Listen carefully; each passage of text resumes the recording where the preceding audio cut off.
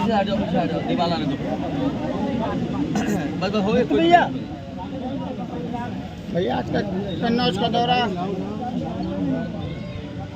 देखिए, कन्नौज के बारे में वो भी जानते हैं, कुछ यहाँ हासिल नहीं होने वाला है, इसीलिए कन्नी काट करके किनारे से निकल गए। और कन्नौज हमेशा इतिहास बनाने का काम किया है। इस बार कन्नौज की जनता न केवल जिताने जा रही है, बल्कि ऐतिहासिक वोटों से बीजेपी को हराने जा रही है। जिन लोगों ने बातें झूठी की हों, वादे झूठे किए हों, अब जनता उनसे सच्चे सवाल पूछ रही है। किसान की आय दोगुनी क्यों नहीं हुई? नौजवान को 2 करोड़ नौकरी हर साल क्यों नहीं मिली? महंगाई क्यों इतनी बढ़ गई? डीजल पेट्रोल क्यों महंगा हो गया? डॉलर क्यों ऊपर जाता जा रहा है? विकसित भारत का सपना दिखाने वालों ने भ्रष्टाचार किस सीमा तक ले गए? विश्व गुरु कहने वालों का और विश्व गुरु के रास्ते पे चलने वालों ने इलेक्टोरल बॉन्ड के बहाने कितने बड़े पैमाने पर भ्रष्टाचार किया। ये चंदा नहीं था, वसूली थी, और वसूली और दान में कितना खुलासा हुआ वो सबने देखा है। इसलिए इस बार न केवल कन्नौज की जनता, बल्कि पहले दूसरे चरण में जो मतदान हुआ है उससे बेहतर मतदान तीसरे चरण में होने जा रहा है। जनता ने भारतीय जनता पार्टी की सरकार को पलट दिया। कन्नौज और तीसरे चरण के लोग और चौथे चरण के लोग भारतीय जनता पार्टी का सफाया करते हैं। अखिलेश जी, चूंकि एक पोस्टर भाजपा का जारी हुआ था जिसमें उन्होंने कहा कि 84 करोड़ परिवारजनों को उन्होंने मुफ्त राशन दिया। भारत की संख्या 150, मतलब अगर मोटा बहुत ज़्यादा अगर कह लिया जाए तो 150 करोड़ है। तो क्या भारत में हर एक परिवार में सिर्फ 1.9 लोग ही हैं? देखिए, ये जो इनका गणित है, भारतीय जनता पार्टी का इस बार सब गणित फेल है। जो लोग मनमर्जी करते थे उन्हें 140 करोड़ लोगों की बात करनी पड़ेगी। मन की बात नहीं चलेगी, संविधान की बात चलेगी। बाबा साहब भीमराव अंबेडकर जी का जो संविधान है उसको बचाने का चुनाव है। ये चुनाव ऐसा है जैसा कभी समुद्र मंथन हुआ था। इस बार ये संविधान मंथन होने जा रहा है। एक तरफ वो लोग हैं जो संविधान की रक्षा करना चाहते हैं, दूसरी तरफ वो लोग हैं जो संविधान के भक्षक हैं। इसलिए भारतीय जनता पार्टी का सफाया होना निश्चित है। भैया जिस तरह से मूर्ति के ऊपर पानी डाला गया है, महाराणा प्रताप की मूर्ति, देखिए, मूर्ति को लेकर जो विवाद चल रहा है, बहुत बात साफ है। समाजवादी लोगों ने महाराणा प्रताप जयंती के लिए छुट्टी दी। महाराणा प्रताप जी का सम्मान, महाराणा प्रताप जी का जो शौर्य रहा, उनका योगदान रहा, उनका साहस, उसके प्रति सब लोग उनके अच्छी भावना से देखते हैं। लेकिन भारतीय जनता पार्टी के लोग हर चीज़ में राजनीति ढूंढते हैं। अभी कुछ दिन पहले मैनपुरी में सड़कों पे न केवल मैनपुरी के बुलडोजर मंगाए गए थे, बल्कि आसपास के जिलों के बुलडोजर मंगाए गए थे और पूरे 1-2 जिले की पुलिस लग गई थी। आखिरकार क्या कारण था? अगर चौराहे पुलिस होती, आप बुलडोजर के लिए तो पुलिस ला रहे हो, बुलडोजर की सुरक्षा के लिए तो पुलिस ला रहे हो, लेकिन जहाँ पर उनको कोई लग रहा है कि कहीं उपद्रव हो सकता है, कोई प्रतिमा पे चढ़ सकता है, कई बार ना समझ लोग होते हैं, अगर प्रतिमा पे चढ़ के वो अपमान नहीं कर रहे हैं, उनका म्यूट करके वीडियो बीजेपी का कार्यालय, मुख्यमंत्री के कार्यालय ने पत्रकारों को भेजा। आप अपने व्हाट्सएप पे पता करवा लीजिए, आप लखनऊ वाले पत्रकार साथियों से पता करवाइए, क्या वहाँ पर बीजेपी ने जानबूझ करके नहीं साजिश की? और तब साजिश की कि जब उनका सफाया होना निश्चित है मैनपुरी में। और कोई कल्पना कर सकता है वीडियो क्या आया है? माँ बहन की गाली देना, उन पर कोई कार्रवाई नहीं। जो लोग नारे लगा रहे थे महाराणा प्रताप के खिलाफ, कोई नहीं बोला, और उन्हें आपने 7 अमेंडमेंट क्रिमिनल एक्ट में जेल भेज दिया। 100 अज्ञात नाम डाले, और जिन्होंने माँ बहन की खुलेआम गाली दी और कहा हम बूथ लूट लेंगे। बूथ लूटने वालों की, माँ बहन गाली देने वालों का सम्मान भारतीय जनता पार्टी कर रही है। और ये पहली बार सम्मान नहीं भारतीय जनता पार्टी करती है, ये भारतीय जनता पार्टी की संस्कृति है कि जो दूसरों को अपमान करेंगे, जो दूसरों का धोखा देंगे, गला काटेंगे, या वो बलात्कारी होंगे, उनका सम्मान भारतीय जनता पार्टी करे। ये कोई नया नहीं हो रहा है। और प्रतिमा को धोना बीजेपी के वही लोग हैं जिनको न जाने क्या क्या करते हैं, इसलिए मुख्य मुद्दे से ध्यान हटाने के लिए किया है। एक बहुत बड़ा मुद्दा, क्योंकि सोनम वांगचुक के ऊपर 3 इडियट मूवी बनी थी और कई दिनों से वो धरने पे बैठे हैं इस बात को लेके कि चीन के द्वारा अतिक्रमण किया जा रहा है।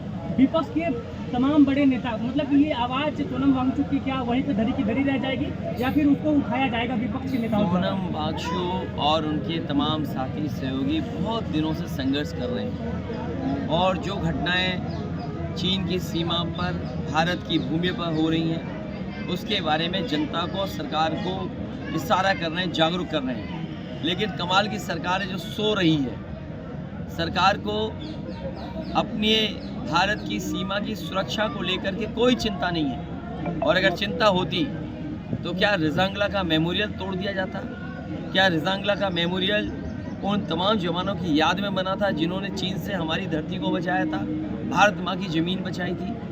जो लोग भारत माँ का नारा लगाते हैं, जो भारत माँ की जय बोल के भाषण शुरू करते हैं और ख़त्म करते हैं, क्या उनको ये चिंता नहीं है कि चीन ने भारत माता की ज़मीन को कब्जा कर लिया, छीन लिया? तो ये बड़े सवाल हैं जिसका जवाब नहीं देना चाहते हैं, इसीलिए जानबूझ करके ये कई बार ऐसे सवाल उठाते हैं जो जनता के सवाल नहीं हैं। ये पहला राजनीतिक दल है जो अपने ही नैरेटिव में फंस गया, अपने बनाए हुए जाल में फंस गया। जो नेगेटिव नैरेटिव बनाया था भारतीय जनता पार्टी ने, जो नकारात्मक राजनीति की शुरुआत की थी, उसी गड्ढे में भारतीय जनता पार्टी के लोग गिर गए हैं।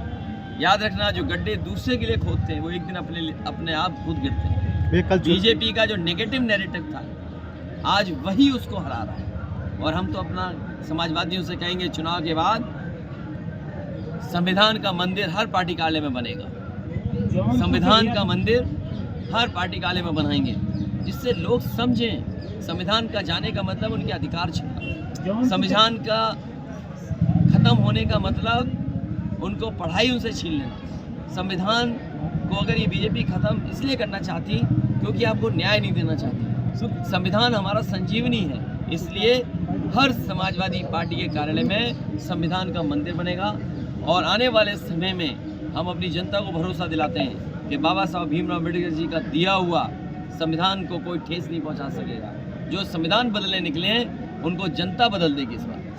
जौनपुर से भैया धनंजय सिंह की पत्नी का टिकट कट गया, क्या कहेंगे? अब बीएसपी में तो कटना टिकट और मिलना टिकट और उसका रास्ता दूसरा है। और टिकट कटना टिकट मिलना राजनीति में होता रहता है। कई बार राजनीतिक दल और राजनीतिक दल के जो नेता होते हैं सुझाव देते हैं, तो अगर सकारात्मक निर्णय लिया हो तब तो ठीक है, लेकिन निर्णय किसी और बात को लेकर के लिया हो। बहुजन समाज पार्टी, मैं अपने बहुजन समाज के लोगों से कहूँगा, बहुजन समाज पार्टी को वोट देने का मतलब है अपना वोट खराब करना। वो बीजेपी का साथ दे रहे हैं, चाहे सामने से चाहे पीछे से। इसलिए मैं आपके सामने अपील करता हूँ कि बहुजन समाज पार्टी को वोट देने का मतलब है अपना वोट खराब करना। भैया सीएम योगी ने कहा कांग्रेस और सपा को लेकर कि ये इनके डीएनए में रामद्रोह है और ये लोग देशद्रोही हैं। ये जिस पेड़ के नीचे बैठे हैं, ये पेड़ वो है जिस पेड़ पे आखिरी समय पे कृष्ण भगवान रहे। मैं इस पेड़ को साक्षी मान के कहना चाहता हूँ कि भारतीय जनता पार्टी के जितने नेता सब झूठे हैं। एक आखिरी सवाल है, ये कल चुनाव हो रहा है कल, और मैं कल के चुनाव के लिए मतदाताओं को कहूँगा कि ज़्यादा से ज़्यादा मतदान करें और नकारात्मक सोच वालों को हटाएं। छापेमारी भी जो शुरू हो गई है। नकारात्मक राजनीति कर रहे हैं उनको हटाएं। ये पुलिस वाले जो छापा मार रहे हैं, पुलिस वाले याद रखें और प्रशासन के लोग, क्योंकि इनकी भी नौकरी 3 साल की हो जाएगी। और डीएम को आउटसोर्स कर दिया तो आप बताइए, लेटरल एंट्री हुई थी, लेटरल एंट्री की गई थी दिल्ली में, उससे काम लिए, गलत काम कराए और 3 साल बाद अमेरिका चले गए सब छोड़ करके। ये आपको पता है कि नहीं पता है? लेटरल एंट्री में जिनको आईएएस अफसर बनाया गया था, दिल्ली में नौकरी दी गई थी, बड़े बड़े काम करवा लिए, अपने मन मर्जी फैसले करा लिए, उसके बाद वो लोग नौकरी छोड़ के अमेरिका भाग गए। तो एक दिन ऐसा आएगा कि लेटरल एंट्री से डीएम बैठ जाएंगे और बाद में डीएम छोड़ के भाग जाएंगे भारत। अभी तक तो उद्योगपति छोड़ के भारत गए थे भाग के। ये जो बीजेपी ने आईएएस बनाए थे ये भी भारत छोड़ के चले गए। एक आखिरी सवाल और है। बीजेपी वाले बताएं कि लेटरल एंट्री वाले भारत छोड़ के कितने भागे। भैया संभल में मुस्लिम महिलाओं को बुरके में जाने से रोका जा रहा है। देखिए ये बीजेपी की ट्रिक होती है, स्ट्रेट ये पूरी रणनीति है, इधर रणनीति में फंसिए। मैं सबसे कहूँगा ज़्यादा से ज़्यादा वोट डालें। एक आखिरी सवाल है, उत्तर प्रदेश में 80 सीटें हैं, इस बार गठबंधन को कितनी मिलने जा रही है? अभी तक गठबंधन के पक्ष में जो मतदान हुआ है उसमें 79 सीटें जीत जाएंगे, केवल एक में लड़ाई है, कौन सी वाली? क्यूटो में। भैया शिवपाल जी पे एफआईआर हो गई है। ये प्रशासन को एफआईआर नहीं करनी चाहिए, प्रशासन खुद लगा हुआ है बेईमानी करने में। आप बताइए मैनपुरी में क्या प्रशासन ने नई बेईमानी कर रही? इसी तरह बदायूं में वो अधिकारी मजबूर हैं, दिल्ली वाले लखनऊ वाले इतना प्रेशर कर रहे हैं जिसकी आप कल्पना नहीं कर सकते। और मुझे सुनने में आया है एक अधिकारी जो रिटायर्ड था, एक अधिकारी रिटायर्ड जो चीफ सेक्रेटरी लेवल पे था, वो बाकायदा गाड़ी से गया और उस रास्ते गया जहां भारतीय जनता पार्टी हार रही है। सभी अधिकारियों को निर्देश देते हुए गया कि ये चुनाव जीतना है, चुनाव समाजवादियों को हराना है। मैं पत्रकार साथियों से कहता हूं बड़ी जिम्मेदारी के साथ उस अधिकारी का खोजिए कि जो अधिकारी सड़क से गया था, बड़ा अधिकारी है, रिटायर होने के बाद ऊंची पोस्ट पे बैठा था, वो हर अधिकारी को फ़ोन करके गया, क्योंकि ये अधिकारी न समझें कि उनके यहाँ केवल उनके ही लोग हैं। यह भी है कि अधिकारी दबी जवान से कह रहे हैं कि हम क्या करें, हमारे ऊपर इतना प्रेशर है। तो सोचिए इसका चुनाव आयोग भी नोटिस ले कि ऐसे कौन से अधिकारी हैं जो निर्देश दे रहे हैं कि समाजवादी पार्टी के नेताओं पर एफआईआर हो, समाजवादी पार्टी के जो कार्यकर्ता हैं उन पर झूठे मुकदमे लगाए जाएं। ऐसे अधिकारियों के खिलाफ चुनाव आयोग कार्रवाई करे।